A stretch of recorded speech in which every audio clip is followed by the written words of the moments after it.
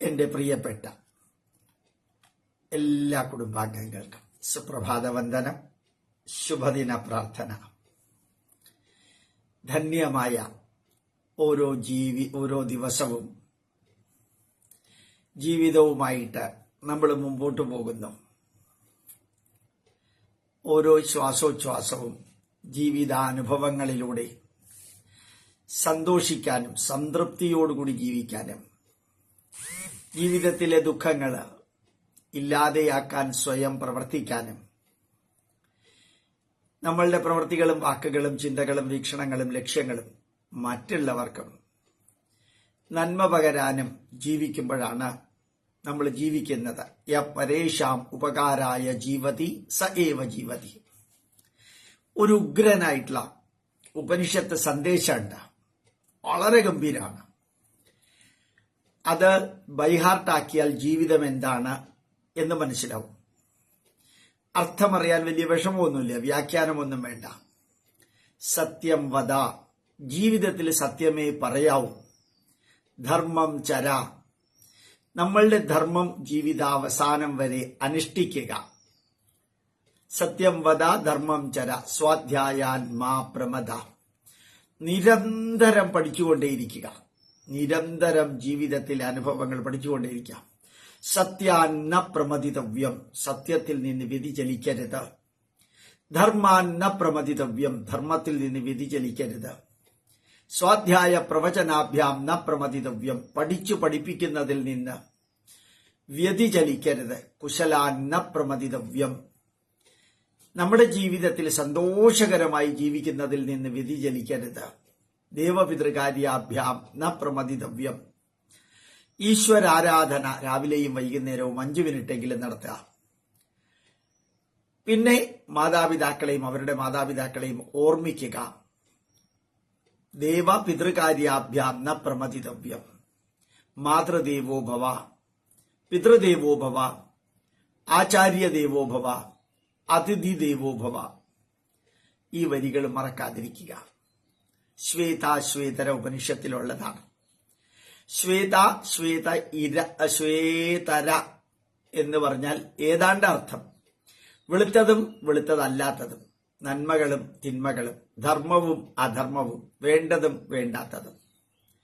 ഇങ്ങനെ പറയുന്ന ഒരു ഉപനിഷത്ത് ശ്വേതര ഉപനിഷത്ത് രാമകൃഷ്ണാശ്രമം പബ്ലിഷ് ചെയ്തിട്ടുണ്ട്. നല്ല പുസ്തകമാണ്, മലയാളിക്ക് മനസ്സിലാവുന്ന അർത്ഥമാണിതില്. ശരിക്കും സത്യം വദ ധർമ്മം ചര സ്വാധ്യായാൻ മാ പ്രമദ. സത്യാൻ ന പ്രമദിതവ്യം, ധർമാൻ ന പ്രമദിതവ്യം, ഭൂത്യൈ ന പ്രമദിതവ്യം, കുശലാൻ ന പ്രമദിതവ്യം, ദേവപിതൃകാര്യാഭ്യാം ന പ്രമദിതവ്യം. അത് മാതൃപിതൃ കാര്യാഭ്യാം ന പ്രമദിതവ്യം, സ്വാധ്യായ പ്രവചനാഭ്യാം ന പ്രമദിതവ്യം. അങ്ങനെ പറയുന്നു. മാതൃദേവോ ഭവ, പിതൃദേവോ ഭവ, ആചാര്യദേവോ ഭവ, അതിഥി ദേവോ ഭവ, രാഷ്ട്രദേവോ ഭവ. ഓർമ്മിക്കുക. ബൂദ്ധ്യൈ ന പ്രമദിതവ്യം, ജീവിതത്തിൽ നല്ല ബന്ധങ്ങൾ വെച്ച് പുലർത്തുക. എത്ര ഗംഭീരാണല്ലേ. സത്യം പറയുക, ധർമ്മം അനുഷ്ഠിക്കുക, പഠിക്കുക, സന്തോഷത്തോടുകൂടി ജീവിക്കുക. അതുപോലെ തന്നെ സംതൃപ്തിയോടുകൂടി ജീവിത ബന്ധങ്ങൾ നിലനിർത്തുക. പഠിപ്പിക്കുക. ദേവാരാധനയും പിതൃക്കളുടെ ആരാധനയും നിരന്തരം നടത്തുക. അങ്ങനെ ജീവിതത്തെ ശ്രേഷ്ഠമാക്കുക. അമ്മ, അച്ഛൻ, ആചാര്യൻ, അതിഥി, രാഷ്ട്രം, ഈശ്വരന് തുല്യമായിട്ട് നിലനിർത്താൻ ശ്രമിക്കുക. അതിനെ പരിപോഷിപ്പിക്കുക. ഇതല്ലേ ജീവിതം. ജീവിതാനുഭവങ്ങളിലൂടെ കടന്നു പോകുന്നതാണ് ജീവിതം. ജീവിക്കാൻ വേണ്ടിയുള്ള തയ്യാറെടുപ്പല്ല ജീവിതം. നമ്മൾ പലരും ധരിക്കുന്നു ജീവിക്കാൻ വേണ്ടിയുള്ള തയ്യാറെടുപ്പാണ് ജീവിതമെന്ന്. ഒരു കപ്പ് ചായ ഉണ്ടാക്കലല്ല ജീവിതം. ആ കപ്പ് ചായ ആസ്വദിച്ച് കുടുംബാംഗങ്ങൾ ഒരുമിച്ച് കുടിക്കലാണ് ജീവിതം. എല്ലാം അനുഭവിക്കലാണ് ജീവിതം. ആ അനുഭവമാണ് നമ്മൾ ഉണ്ടാക്കേണ്ടത്. അത് ആസ്വാദ്യകരമാക്കുക, ഭാരമുള്ളതാക്കാതെ ജീവിതത്തിന്റെ ഭാഗവും ഭാഗ്യവുമാക്കുക. ഓരോ ദിവസവും ധന്യമാക്കേണ്ടത് നമ്മുടെ ഉത്തരവാദിത്വമാണ്. തീർച്ചയായിട്ടും നമ്മളാണ് നമ്മളുടെ ഭൂതവും വർത്തമാനവും ഭാവിയും, രചിച്ചതും രചിക്കുന്നതും രചിക്കാൻ പോകുന്നതും. അത് ധന്യമാക്കുക.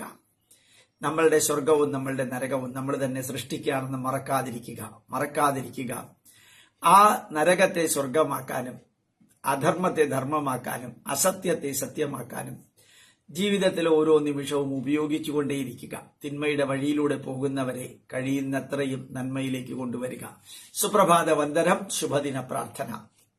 ഒരിക്കൽ കൂടി ഇന്നത്തെ ദിവസം ധന്യമാകട്ടെ. നമ്മുടെ രാഷ്ട്രത്തിനും നമ്മുടെ സംസ്കാരത്തിനും നമ്മുടെ പൈതൃകത്തിനും വേണ്ടി കുറെ സമയം ഊർജം അറിവ് നമ്മളുടേതായ സമ്പത്തിന്റെ ഒരു ഭാഗം കൊടുക്കാൻ നിങ്ങൾക്ക് സാധിക്കട്ടെ.